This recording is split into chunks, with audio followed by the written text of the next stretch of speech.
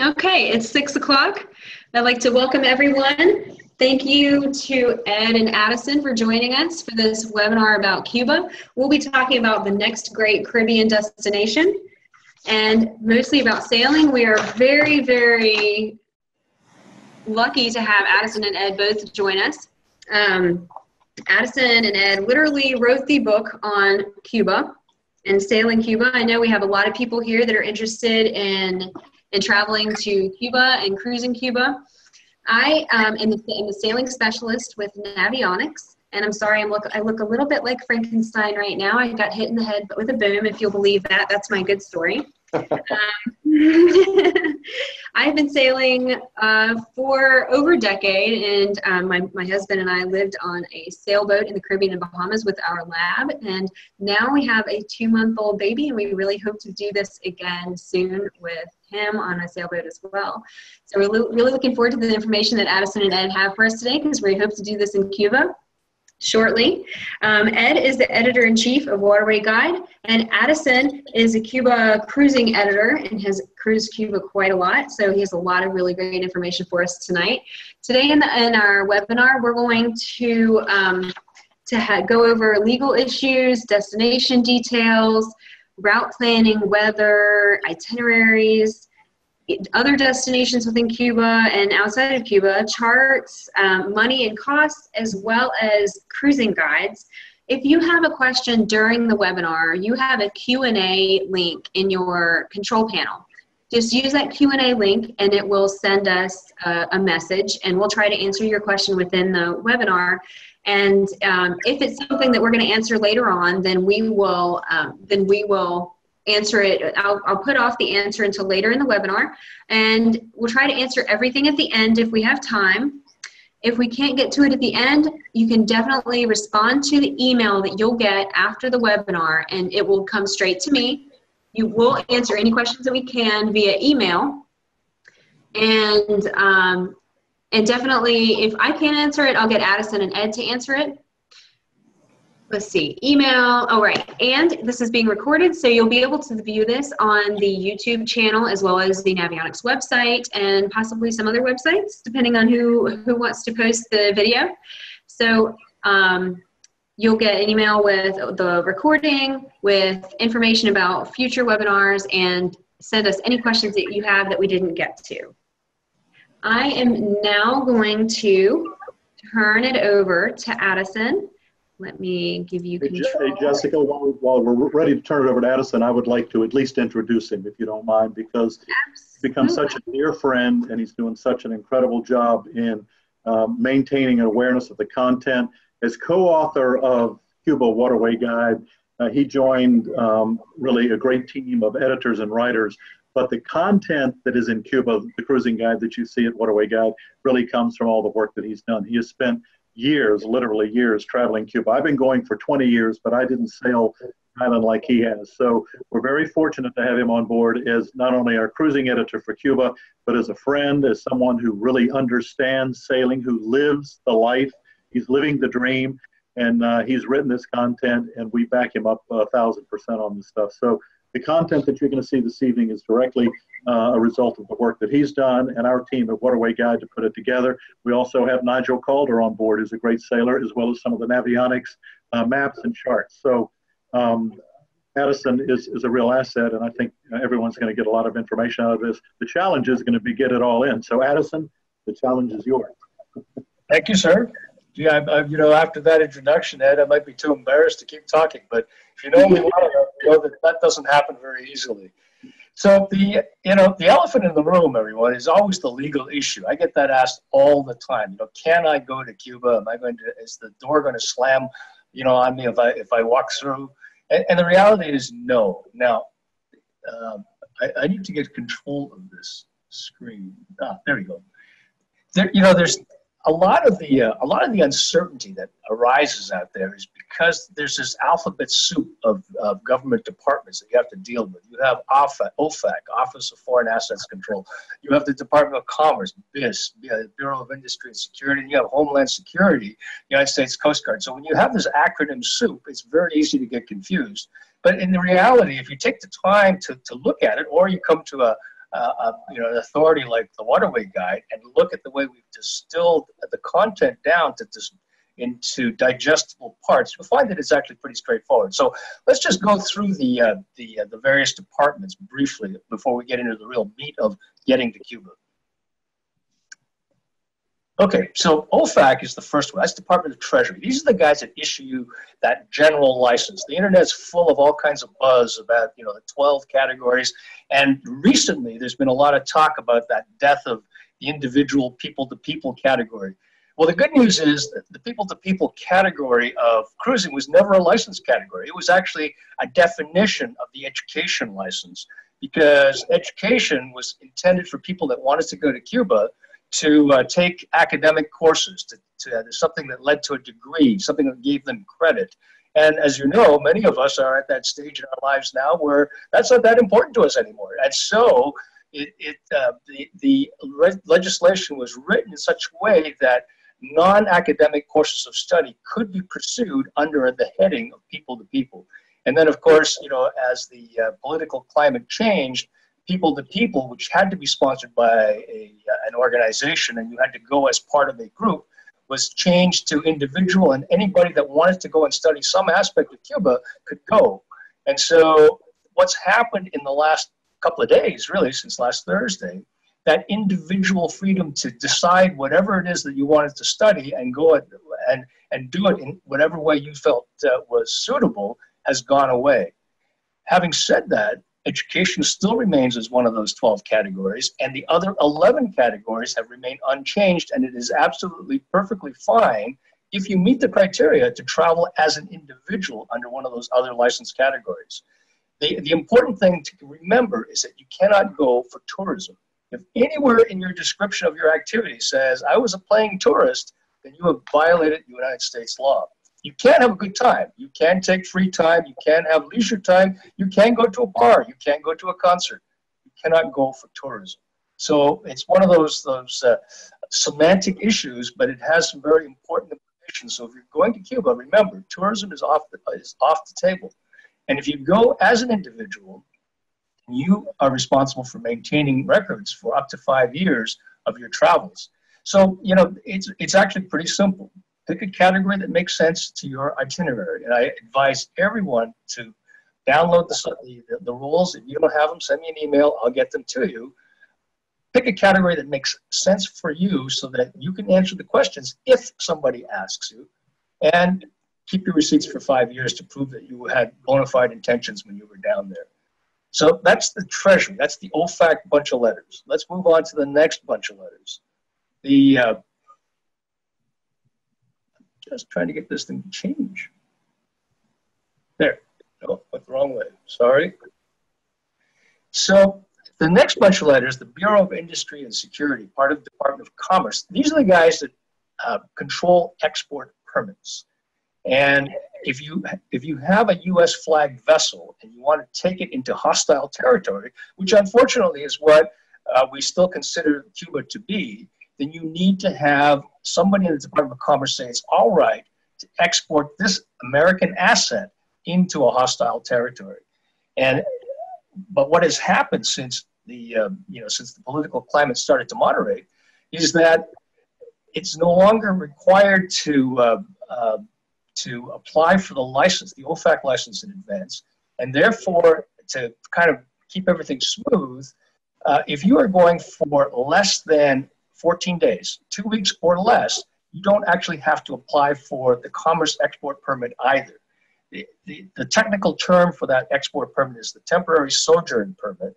And so when you go for 14 days or less, you're actually traveling under what is known as the 14-day temporary sojourn permit exception. I know it's a big mouthful of words. There's a whole bunch of acronyms involved in there, but basically it leads rise to that urban myth on the internet that says Americans can only go to Cuba for 14 days.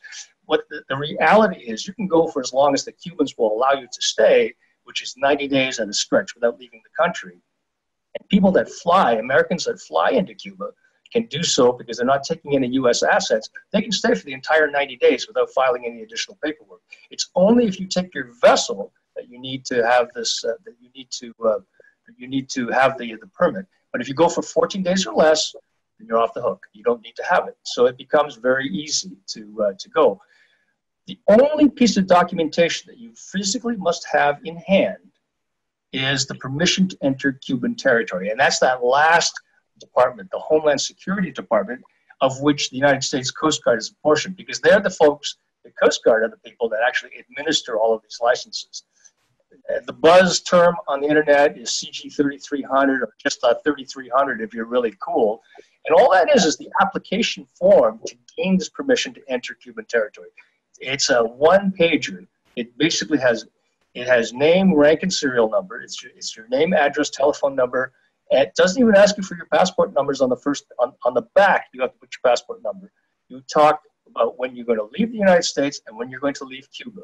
Now, one of the questions I often get asked is, well, what happens if I'm not coming back to the United States? Well, the form is very much U.S.-centric. It implies that you're supposed to come and go from the United States. That's not true. What they're really interested in is that you enter Cuban territory and that you leave within the terms of your export permit. And so if your export permit is open-ended, then your 3300 can be open-ended as well. But if you're going under the exemption and you apply for dates of entry and exit that exceed 14 days, your permit will be denied. Your permission will be denied, rather.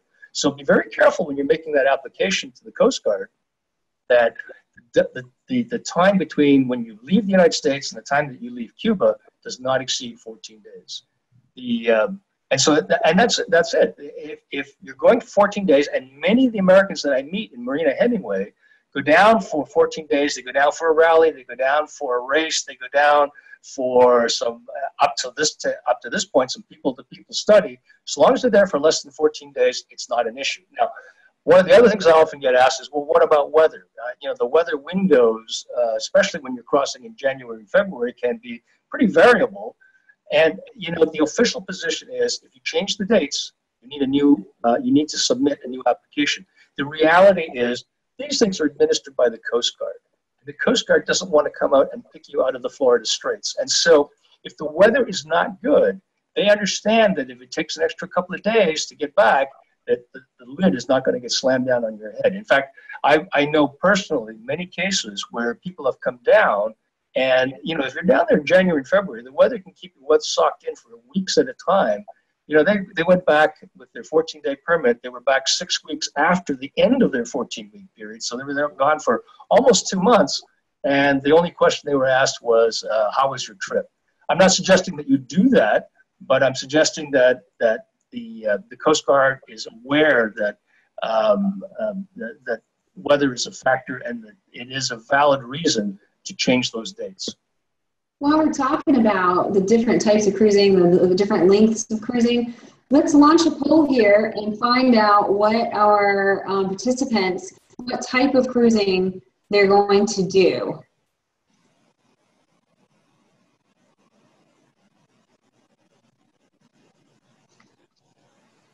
So we're getting some results in. We'll give everybody a few seconds to send in some results. Send in your poll. What type of cruising do you plan on doing? Bareboat chartering, short-term cruising, 3 months or less? Or are you one of those lucky people that are going to do some long-term cruising, longer than 3 months? Give it a few more seconds. Looks like the results are slowing down a little bit. 5, 4, 3, 2, okay. Ending the poll. Now we're going to share the results. Everybody can see the results. What type of cruising do you plan to do? Bareboat chartering, 4%. Short term, 3 months or less, 78%. And then long term, more than 3 months at a time, is 17%. So hopefully one of these days soon I'll be in the long term category, but for now I'm definitely in the short term category. Okay, I will give it back to you, Addison. Okay. I'm back in control. I'm back in control. Okay, this is good. All right, let's move on. We've talked about the legal issues. If there are any questions, follow up with Jessica, and we'll help you as best we can. So now let's. I'm still trying to get control back here. Okay.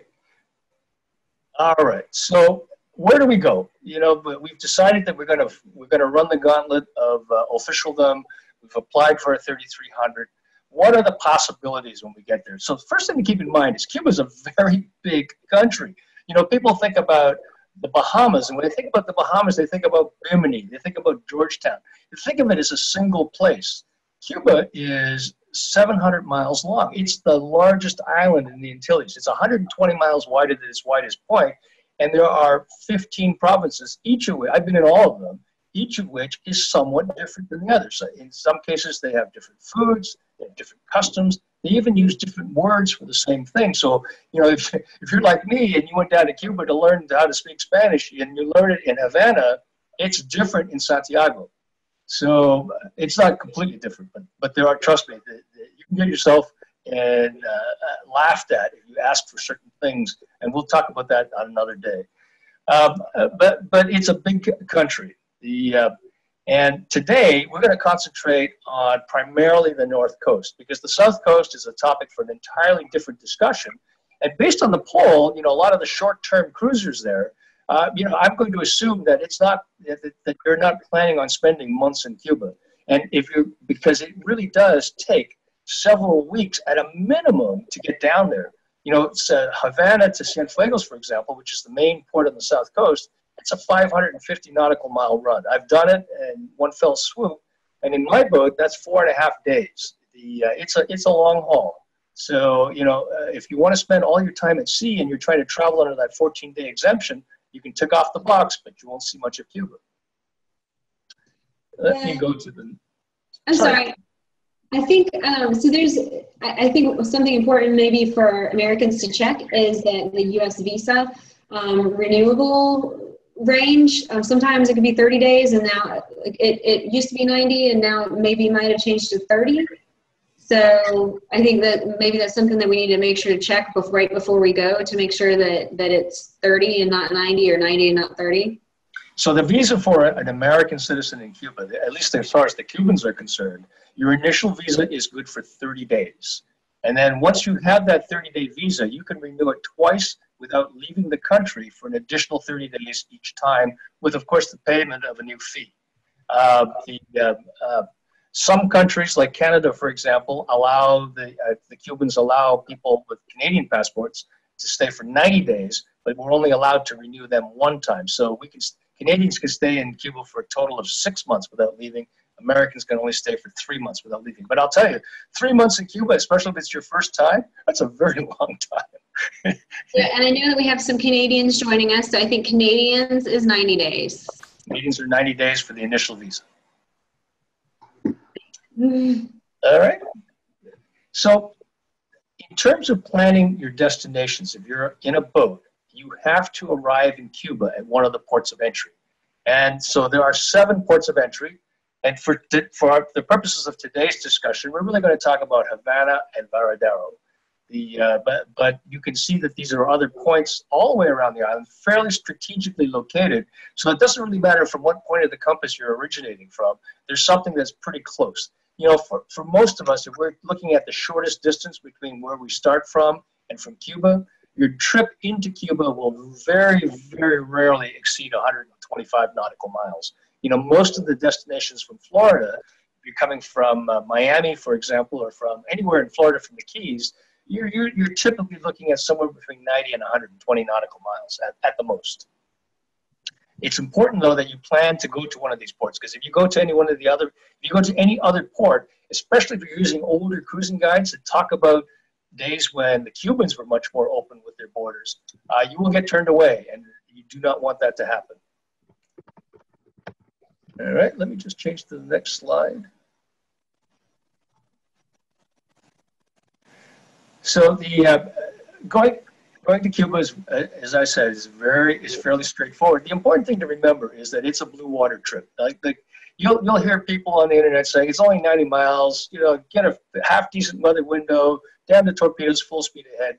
Treat the Florida Straits with some respect, because if you do not, you might get away with it, but eventually you will get bitten. So, you know, it's much better to take a cautious decision going to Cuba than to charge out in marginal weather, because even though your boat is okay getting across, even though you've got a strong stomach getting across, arriving on the north coast of Cuba in the wrong weather, like a strong north wind, can be a very frightening experience. I mean, I don't scare easily, but surfing into 90-foot wide channels on 7 and 8 foot square waves is not my idea of a good time, especially when at the other end of that channel there are hard rocks. So the trip across is easy. It's fairly straightforward if you do the right planning, but if you just go for it without doing that planning, then it could be a challenge.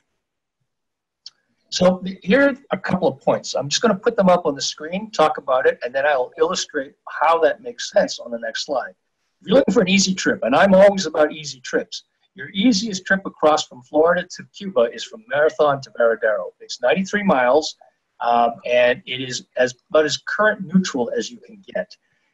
It's easier to get from Havana to, or from Varadero rather, to Havana than it is to try to get from Key West to Havana, because you're playing with the currents, you're playing in the lee of the island, and again, I'll show you in the next chart. And going home from Havana to Key West, it's down current, downwind usually, or at least broad reaching usually, and it's a pretty smooth trip. Now, this is an excerpt from the Waterway Guide Cuba. I know there's a lot of fine print up there. Just focus on a couple of 4 major points. Look at Marathon, look at Key West, look at Varadero and Havana. Now, the most common route from Cuba to, or from Florida to Cuba is from Key West to Havana. And when I ask people, why do you go from Key West to Havana? The answer I often get is because Joe went from Key West to Havana. And when you ask Joe, it's because Fred went. They're following the footsteps of the last guy that went, but it's not the best route. The best route, as you can see from here, is that from Marathon is to go down into the Varadero area. You are making much less of an angle into the current, and you are beating to the wind. Whereas if you're going from Key West to Havana, you are beating into that current. And believe me, that Gulf Stream, when it's running at 3.5 knots, in my boat, it's like sitting still. You can spend a very, very long time out there. Last year, when we went down from Varadero, we had a boat that left ahead of us. They left about 4 hours ahead of us, and we beat them in by 2. Because they tried to do a rum line and head right into the current, going from point A to point B. We just drifted into the current and then waited till we got out of the Gulf Stream and swept back. And we were there ahead of them. We were standing on the dock waiting for them to take their lines, and they were wondering, how that happened. Well, we talk about the strategies in the book about how you can do that. But the point is, when you're planning your trip, think about the ease, think about the shortest distance, and think about making it as current neutral as you can. Hey, Addison, I've got a question for you. Last May, when we took those boats over and you were there, we left Key West and we did Key West to Marina Hemingway in 14 hours. Was that a fairly benign crossing in your opinion? That would be a very benign crossing. And you got to remember too, Ed, that when you did that crossing, you did that in May. There are no frontal systems. There hadn't been any frontal systems through in some time. The weather was great. Everything was about as calm as you can get. It was like a mill pond, as you recall, when you guys came in. And so that makes that trip fairly fast. In the wintertime, you have to be careful about that. If you're going to go direct from Key West to Havana, my recommendation always is to head farther west, do your westing outside of the Gulf Stream, and then go due south from there. So head out towards the Marquesas and then make your trip down south. It'll be a much more comfortable trip. And that's exactly what we did. We made our westing as soon as we left Key West. We also got home in 11 hours. So I think we had one of those perfect trips, would you say? That would be ideal. And yes, you should buy a lottery ticket. Okay, good. So let's talk about for a moment about boat prep. This is always one of my pet peeves when I get questions. Because a lot of the cruising guides, and I have a great respect for the authors of these cruising guides. They describe preparing a trip to Cuba as if you were going to Mars. They always talk about Cubans are poor, there's nothing there, the shelves are empty, there's no food. And the reality is Cubans eat. The ones that have a little bit of money can eat fairly well.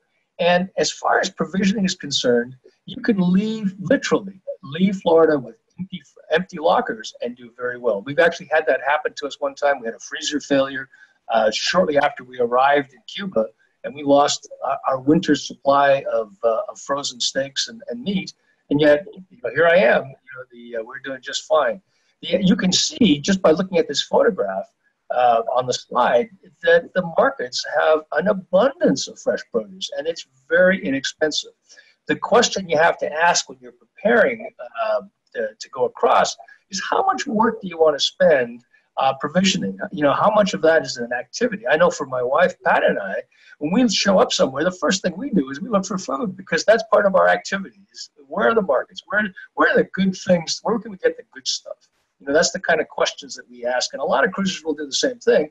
But if you're there for 14 days and you want to get as much of the country in as possible, then, you know, it's quite easy to pack up.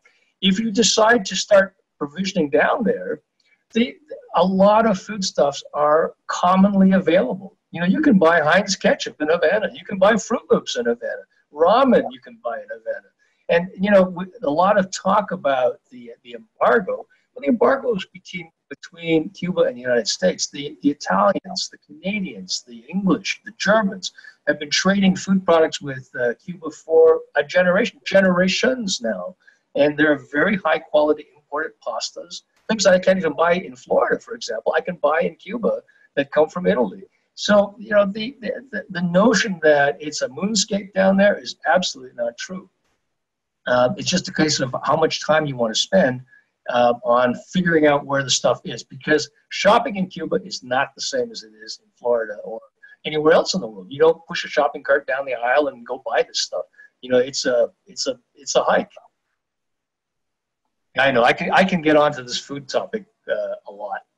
So let's talk about some itineraries that make sense. So here's it's going to sound a little bit like a poster, but less is more. You know, Cuba is on the bucket list for a lot of us, and we get down there with a list of place names and some pictures that we've seen, and we want to do it all in our first trip. And I've had people come up to me in the dock in Hemingway or in Veradero and say, you know, how long is it going to take me to get to Santiago? Because I've heard so much about it. Well, I can tell you, Santiago is a great spot. It's one of my favorite cities in Cuba, but it's over an hour by air from Havana. It's 36 hours by train, and it's a day and a half by car if you're brave enough to drive that far. And so you can spend an awful lot of time just getting down there and still not seeing very much. So, you know, on your first trip, especially if you're going under the 14-day sojourn permit exemption, we always recommend that you pick Veradero or Havana as your anchor city, and then work your itinerary around those two places. There's plenty to do. You will not be bored, I guarantee you. Now, if you want to use your boat and you're down in that short period of time, there's really two areas that make sense. The first area that makes sense for cruising is about 70, 80 miles from Veradero moving eastward. The other area is from Havana moving westward about 65, 70 miles. Once you get outside of those limits, then you're into, much more demanding cruising, and is probably not something that you want to challenge in a short period of time. Ironically, even though Veradero and Havana are our anchor cities for the purpose of this discussion, there's no cruising between the two of them. There's no cruising between Veradero and Havana. There's a prohibition against anchoring there's about a 100-mile stretch of coastline between Veradero and Havana where you're not allowed to stop and set an anchor. Not that you would want to, because it is a lee shore, it's hard rock, there's not a lot of nice places to go. So you're really not missing much. But if you're looking at moving between Veradero and Havana, do so knowing that it's a nonstop trip, or if something goes wrong, you have to be able to turn around and go back to where you started from. There's a little bit of a lag here. So I love technology. Back in the day, we would have to fly a day to do this presentation. So here's a way to divide up your 14 days. These are just general guidelines. You know, people will adjust them to suit their personal preferences. Remember what I said, less is more. This is about as much as you can, that you should try to bite off in your time on a short trip into Cuba. You may want to just use one or the other and not both. But if you're going to use Veradero and Havana, spend 3 or 4 days in the Veradero area. There's a couple of marinas there, one of which today is, based on the changes of last week, you can't use anymore. You can go into clear, but you can't stay because it's on that list of prohibited entities. But but there are a lot of decent anchorages, and I'll show you some pictures of those in and around the Veradero area. You know, you take a day to get to Havana, it's an overnight or it's an all day. In the winter time, if you're going down before spring, then I would suggest the safest thing to do is to go leave late in the day and do an overnighter between Veradero and Havana going in either direction. In the springtime and later on in the year, in the summer, there's enough daylight that you can leave early in the morning and arrive on the other end in daylight. And I make that point because you do not want to arrive after dark. You know, there's you know, if you're sailing up and down the coast of Florida, the east coast of Florida, and you show up at Government Cut in Miami a little bit after dark, it's not a big deal. It's well lit. It's very predictable. You can do it. The marina entrances in Havana, in Cuba, are also lit, but they're not as well groomed, shall we say. And you really don't want to do any navigation at night unless you absolutely have to. And so, spend 3 or 4 days in Havana and the surrounding areas. And I always recommend, if you're going to go to Cuba, spend some time away from the water. Go inland. As I said earlier, it's a big country, and if you really want to get a flavor of what Cuba is like, you really have to get away from the cities, because cities, you know, cities have their own culture, they have their own environment, they have their own vibe. A lot of the things that you hear about Cuba actually exist in the countryside and are put on for the tourists in the cities. So make a point of getting outside of the city walls, as it were. And then always, always, always allow a couple of days for weather, either in between cities or getting to or getting back, because you're dealing with a 14-day window. So, you know, this is kind of the way you want to break it down. The conservative way to do it is to take one of these cities out and just do all of your traveling in around one or the other. They're almost equal if your goal is to see Cuba, because, you know, people often say, well, why would I stay in Veradero if I want to visit Havana? The Veradero, getting into Havana, believe it or not, is almost as easy, if not easier. And then once you're there, you stay.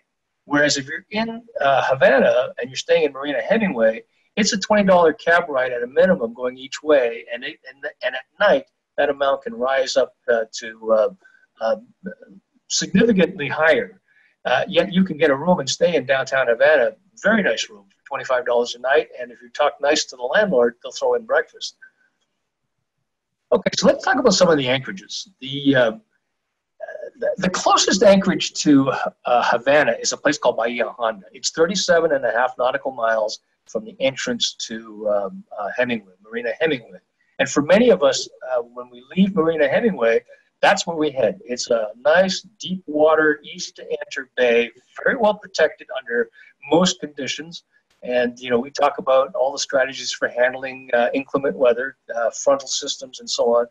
But it's deep, it's safe, and most importantly, it's not a marina. If you've been in Hemingway for several days, or you've been in a marina for several days, it's nice to be able to get away. We often leave midday so that we don't have to rush at the crack of dawn to get out of the marina, and leave at noon, knowing full well that 5-6 hours later, we're dropping the hook and having our sundown.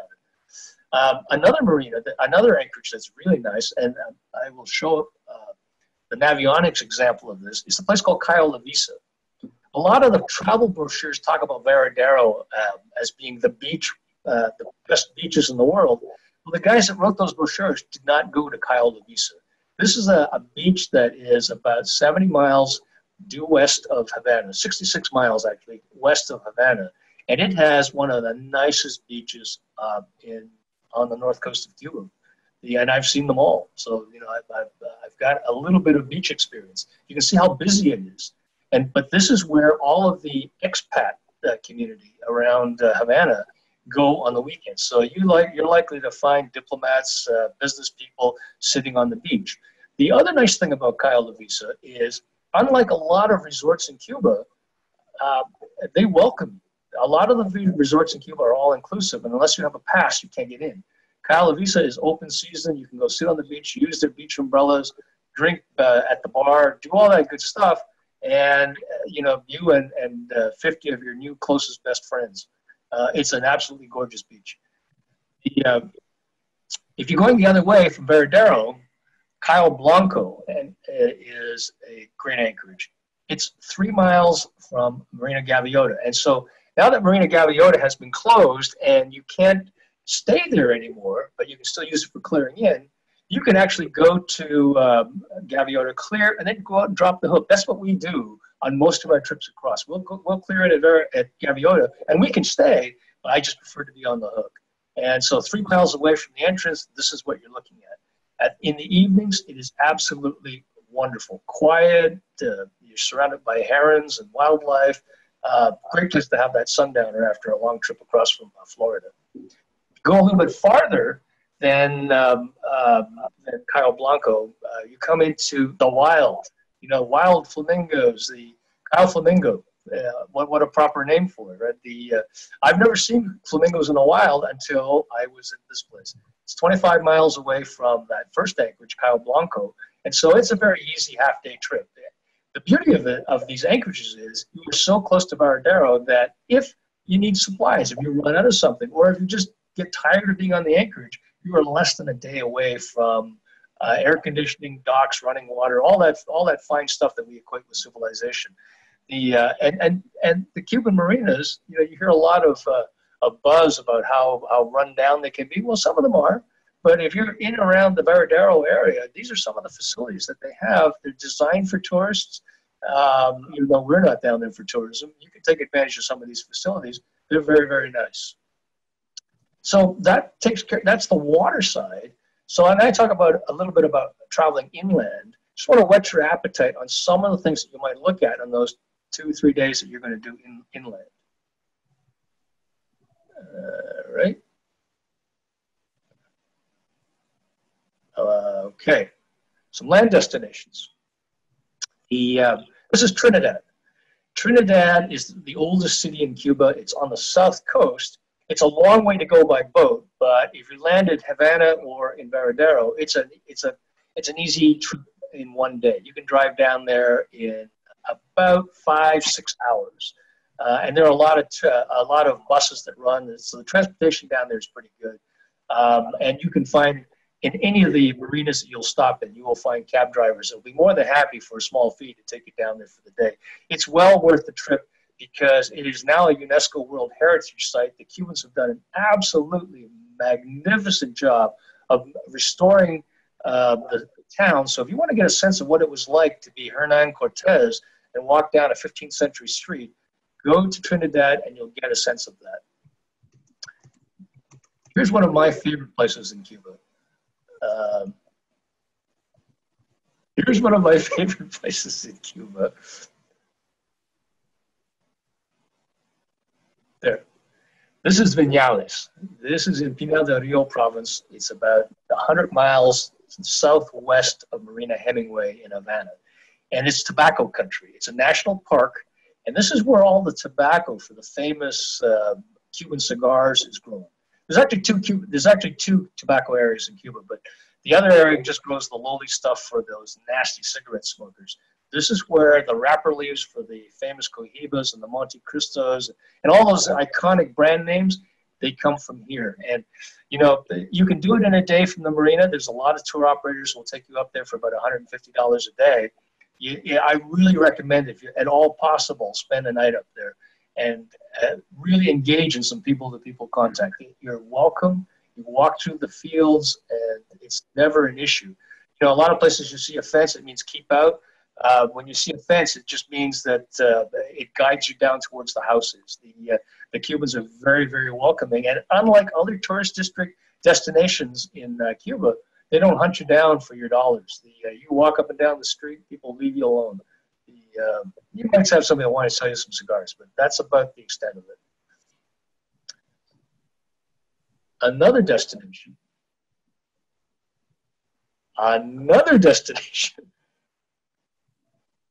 Oh, that's why. I'm going the wrong way. Hang on. Stand by.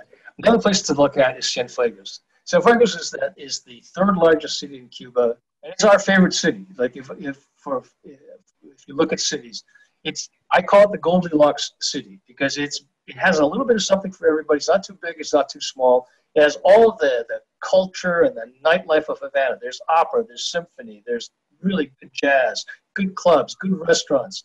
But it's small enough that you can walk everywhere and it's perfectly safe. So if you if you call out of a club at 3 o'clock in the morning, you can walk back to the dinghy dock and take take your dinghy back out into the anchorage, and you will not have any kind of a hassle. If you're traveling by land, it's a 3-hour trip from Havana and the same distance from Varadero. So if you've got a few extra days and you want to check the place out, I highly recommend it as a place to see a different side of Cuba. And if you have the time and if you have the inclination, you can always rent a car. Car rentals in Cuba are possible. They're not the world's least expensive, but for $100 a day, you can either rent a car or you can hire a car and driver and just head off into the countryside. This photograph is just an example of some of the surprises that you can find if you get out of the city. This is a place called San Miguel de los Baños. It's in the middle of the country. You'd never find this in a million years if you didn't have a car or a car and driver to take you there. We found this just by stumbling down dirt roads. It was the lifestyles of the rich and famous type spa. There's a mineral spring in the back that has some kind of special sulfur water that is supposed to cure all ills. But as things happen, the spring dried up and the hotel became abandoned. But you'll find these kinds of things everywhere in Cuba, and it's highly worthwhile exploring if you get the chance. And if you're pressed for time and you've got a free evening, take in a baseball game. We're not huge sport fans, but we always cheered the Blue Jays on when we lived in Toronto. And in Havana or in Varadero or in any of the major cities, there's a baseball team in each province. It's kind of like major league quality baseball with AAA enthusiasm. Any baseball fan would know what that means. You're in a small stadium. The fans are so dedicated, and the seats are $3 each. It's pretty hard to get a home plate seat or right on the first base line, if that's your preference, for $3. So those are just some of the things that you can do while you're down there. Let me talk about this. I see my producer is waving me down. Okay, I'm going to go through this part pretty quickly. Yeah. I put this up as a separate slide because that's one of the parts of planning that people forget about, or they think about it after they get to Cuba, and it's sources for weather. The things that we do in other places you can't do in Cuba. The internet is not a reliable source. You need to have something. If you're just going short trips, you can use the VHF, but I always recommend that you have either a single sideband or some kind of a satellite appliance on board to get weather, because if you show up there expecting the buddy down the street to give it to you, it's not going to happen. I've had people come to me, come to my boat, and I think they're wanting to have a weather discussion, as cruisers often do. And I realize after I talk to them for a few minutes, they don't have the weather, and that is not a real smart thing to do.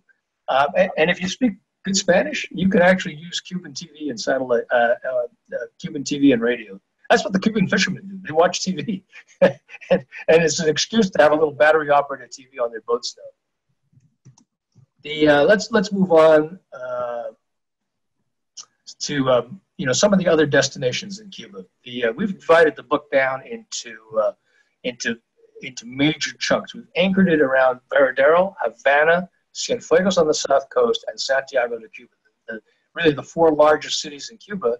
There are 8 chapters, one for each of the cities and one to connect the cities, so all of the anchorages in between. And we provide you with the kind of local knowledge that you need, not just to get from point A to point B, but where to find the good stuff once you get into town. And these are some of our chapters: Havana, Marina Hemingway, Varadero, Santiago de Cuba. I'm going to turn it over to Ed for a moment, because Ed has spent so much time in Santiago. I'm an amateur when it comes to Santiago, because he really knows where all the back alleys are. And this is the kind of the way we treat Santiago in the guide. Take it away, Ed. Hey, thanks, Addison. Good stuff up to this point. Yeah, let's back up a couple of, if you will, either Jessica's going to get it, or Addison, whoever's got control of it. I don't have control. Yes, start here. So, as Addison mentioned a moment ago with the map, the way that we broke up the guide, that he and I spent a lot of time figuring out what's the most logical way to present the information. So if you go back one more, Jessica, if you've got control, go back, I think, there you go. The 8 chapters, you notice it kind of follows the most logical path around Cuba. So in chapters 1 and 2, we get you into out to the west side, then we get into Cienfuegos, the southern part, and then into Santiago de Cuba, and then all the way around to Havana. So let's go to the next slide and talk about Havana Marina Hemingway. The guide is directed to give you the information for that area, then Paradero, and this just gives you some color schemes and ideas how we laid out. Now let's go to Santiago. This really is, even if you are in Marina Hemingway and you want to take, go to the next slide if you will, Jessica. If you're in Marina Hemingway and you want to figure out a way to get across the country, either by airline or by car, and Addison's right, don't take a car, you don't have time to do it. It's quite an adventure. I've driven across Cuba twice. It's a blast, but you may not have it on a 14-day sojourn. But if you fly down there, it is really a whole different city than Havana. We always go to Santiago for the music. It's more Caribbean, a wonderful cultural scene down there. And to Addison's point, there's lots of great places to visit down in Santiago de Cuba. Let's go to the next slide, if you will, Jessica. And then this is the entry. You'll notice in the Cuba guide, we have 100, what is it, Addison, about 120 chartlets that give you specific advice and situational awareness on the approach for each of the anchorages and ports. And this is just a representation of what you will see when you go into the Santiago section of the book. Next, please. Charts for Cuba. So go ahead and put all 4 of them up. I'm not going to spend a lot of time on this. I'm going to let Addison take this. We're going to move it along, but there really are 4 offerings. And why don't you take this section, Addison, because you've got some definite opinions on this. And Navionics has got a great product, but I'm going to turn it back over to you. Jump in. All right. Well, you're right. And Navionics has a great product, and we started cruising in Cuba long before we had established the current relationship that we have with Navionics. The charts the electronic charts are great. The 2 on the left are probably your best sources for paper charts if you're going down. NV Digital out of Germany produces a very, very good paper chart. And GeoCuba, which is the Cuban mapping agency, they also produce a very good set of paper charts. The problem with the GeoCuba charts is getting them. They're hard to find outside of Cuba. There's only one point of distribution. They're often out of stock. And the same thing occurs when you're in Cuba. The paper is a rare commodity in Cuba. You get to the electronic charts, the best of the bunch is Navionics. There's no question about that. And on the next slide, I'm going to talk about why it's the best bunch. Jump in real fast, Addison. The GeoCuba charts are available from Blue Water Charts and books in Lauderdale. John Mann has them for sale, and don't hesitate to give him a ring. He's got a relationship there if you want the paper charts for GeoCuba. There you go. All right. So what we did with Navionics is we started out with their base cartography when we were getting ready to do the guide. And all of those outline chartlets that we have in the guide are based on outlines that were provided to us by Navionics. We felt that they had the most comprehensive selection of coastline. And so this is the anchorage at Cayo de Vista. This is our starting point. If we have the next piece, Jessica? What I did is I went in and started gathering sonar data with our sounding equipment. And we took very, very detailed bottom profiles of these anchorages. We sent them back. Could I have the next piece? Sent them back to Navionics, and the cartographers over there did their magic. You can just scroll out all of the bullets on this page and turned it into this finished product. I did the surveys with a Raymarine Dragonfly sonar rig, very high resolution sonar, wonderful stuff. But just taking the soundings is not enough. We sent the files back to Italy, where Navionics cartography guys are, and then they applied their wizardry to smooth out the readings that I have. Because as anybody that works with data knows, dirty data is always a challenge, and they cleaned it up. But the most important thing is the give and take between the guy that was on the ground or on the water, in this case was me, and the cartographer. And between the two of us, we took that digital data and distilled it down into a usable presentation. It's the same cycle of update that cartographers have been using since the beginning of time. The difference is with Navionics, because of their subscription model, if you're using a Navionics chart, as soon as we've finished having that discussion, you have the latest and the greatest. We were able to identify some hazards that weren't on any chart previously, and within 5 days, they were on a chart. And those are seriously some life-saving type of charts. The next one, Jessica, or give me control back. Talk about money and costs. We leave that to the end because we want you to remember that it's not a walk in the park. People often go to Cuba because they think it's cheap. Well, we don't want you to be surprised. It's not cheap. People say the Bahamas, oh my gosh, it's $50 for a case of beer. Well, a case of beer is not that cheap, but you can sit on an anchorage in the Bahamas and not pay a dime. In Cuba, if you want to go ashore, you have to use a marina. And so if you're coming down for 14 days and you're staying in one of those North Coast marinas, these are some of your costs that you can expect. Several $100s for marinas, you can't get away from that because if you do, on the anchor, you can save some money, but you can't go ashore. You have to buy your visas, which are the same everywhere in the countries, $150 per couple, $55 per boat. And so you can expect to spend a minimum of $2,000 for those first 2 weeks. Have the next slide. And cash is king. Don't go down there with it. Let me talk money here for a minute. I just give it to the editor to talk money. Go. Yeah, let me talk money for a minute. Cash is king, and Addison, you've been going for years, and I started 20 years ago, and cash is always the king. But what did we read this last time around about American credit cards? Things may start happening, but it's not going to happen anytime soon.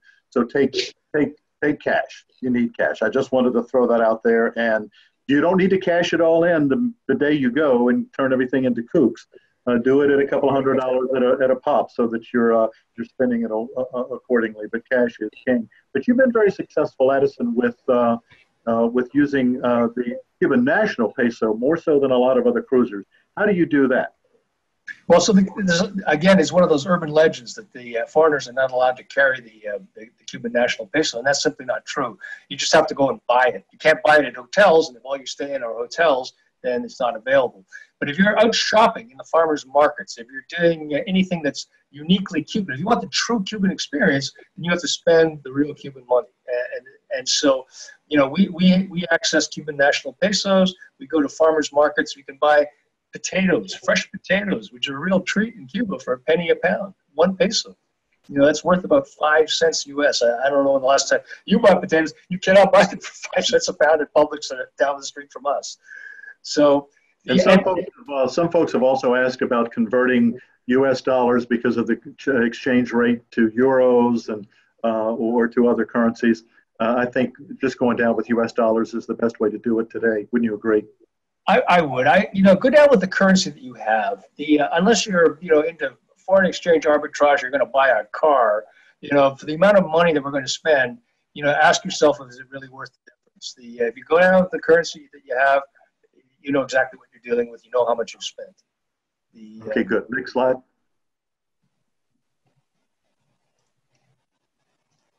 So let's talk about sources of resources for going down.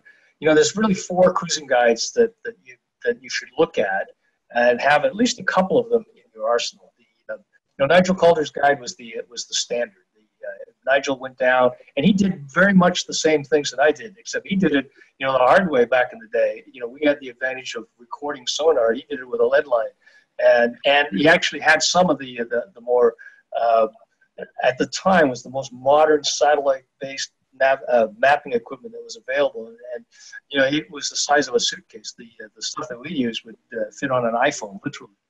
But so Nigel's guide, the Waterway Guide Cuba that Nigel collaborated on, Navionics has collaborated on, and that Ed and I have collaborated on. And then there's 2 others that should also be considered. And the next slide. My friend Cheryl Barr wrote the Cruising Guide to Cuba. It's a very good guide, very current. That's my photograph on the cover. And if you're only going between Havana and Cienfuegos, just covering the western half of the country, it's a very good choice to have on board. It's the second most current to ours. And she has a second volume that covers the eastern half of the country, and should be out shortly. And the other guide is the Frank Virgentino's guide, something that the price is right. You can't beat it. Frank has done an amazing job in Cuba. He gives this thing away freely, and I highly recommend it, if only for the section on Cuban history. Frank has spent a lot of time talking about what is Cuba instead of just going to Cuba. And so it's an entertaining read, and I recommend it, and certainly you can't beat the price. And so for more information, you can reach out to Jessica. This is our contact information for Ed and for me. I run a Facebook group called Cuba Land and Sea. And, what we try to do is we use that Cuba Land and Sea as our update channel. We get information from our fellow cruisers. We push information out as we get it to our fellow cruisers through the Cuba Land and Sea channel. So if you've heard something tonight and you have a question about it, go to Cuba Land and Sea, pop up a question, and you'll find me pretty quick. And so that pretty well covers our content. I'll turn it over to Ed and to Jessica for some closing remarks. Yeah, just real fast. You can go to waterwayguide.com and do a search for Cuba in our main page, and many of the anchorages and navigation alerts that are in the guide we've posted into our digital online explorer. We probably will show that next time if we do another webinar on Cuba in the weeks and months ahead, but between now and then there's a digital place for that. You can look at it as an overlay on the Navionics chart set, which comes from their tile server. So waterwayguide.com, Cuba. If you go down to the bottom of the map, you'll start seeing the way in which we've put some information in there for marinas and navigation. That's all I've got, Jessica. Great, thank you, and thank you so much for all that information, Addison. So I'm going to open it up for questions. If you have questions, please use your Q&A icon, and you can send some questions in. We have just a few minutes, very few minutes.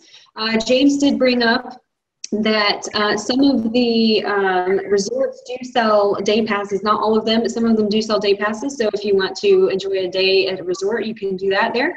And also, James was asking, car rental firms owned by Gaviota, which is a military, so are they not banned now? So there is a list. Let me handle that one. There's a list of entities that Americans cannot have financial dealings with, and if they're not on the list, you can do it. So, people are throwing around Geisa, Gaviota, these terms. There are actually many divisions and entities within those that are not on the list, and the car rental companies, I don't believe, are on there. I would recommend that you download the list and study them, but you would be looking for Havana Auto, Cuba Car, and Rex Car Rentals. Those are the three car rental companies in Cuba. Okay, and we have another question from Mark about boat insurance coverage. Boat insurance is a challenge. A lot of U.S. insurers, in particular, don't understand that how to write policies, and it is a challenge to get it. One thing that I will say about insurance is make sure when you go to Cuba that you do it legally. Follow all the steps, get all the right documentation, because if you don't have it, then you have broken the law. So even if your insurance company is willing to cover you in Cuba, most policies have a legal exclusion. So if you do something that's against the law, they're off the hook. And so be careful about that. Okay, and Bo is asking, can you not go to shore if not docked? So if you're not docked, can you not go to shore? So yes, on the north coast of Cuba, from Punta Maesi to Cabo San Antonio, the only places you can go ashore are at marinas or at resorts. And there's a list of 5 or 6 places that you can go ashore. On the south coast, everybody's more laid back, and you can go ashore pretty well anywhere you can get a dinghy. There's some stretches of coastline, like the north coast of the Gulf of the Batamano, where you cannot go ashore. But apart from that, you can dinghy ashore pretty well anywhere on the south coast, just not on the north coast. And what about the south side anchored out? You can go to shore? On the south coast, yes, you can anchor out and go ashore. That's one of the reasons why we like the south coast so much. It's a much more laid back cruising type experience. You can really explore down there. Okay, great. So we are out of time. Thank you so much, Addison and Ed, for joining us. We really appreciate it. And thank you to Navionics for sponsoring and hosting this webinar. I know that there are other people that have questions. And we still have a few questions coming in. We will answer your questions via email. If you have any more questions after this, feel free to respond to the email that you'll receive after the webinar, or just email me at jgrimm, Jgrimm, j.anderson@navionics.com. And I think my old email address works, janderson@navionics.com. That's my maiden name. So thank you so much again for joining us. And Addison and Ed, thank you so much. Thanks, Jessica. See you later. Yeah. See you in Cuba. Sounds great.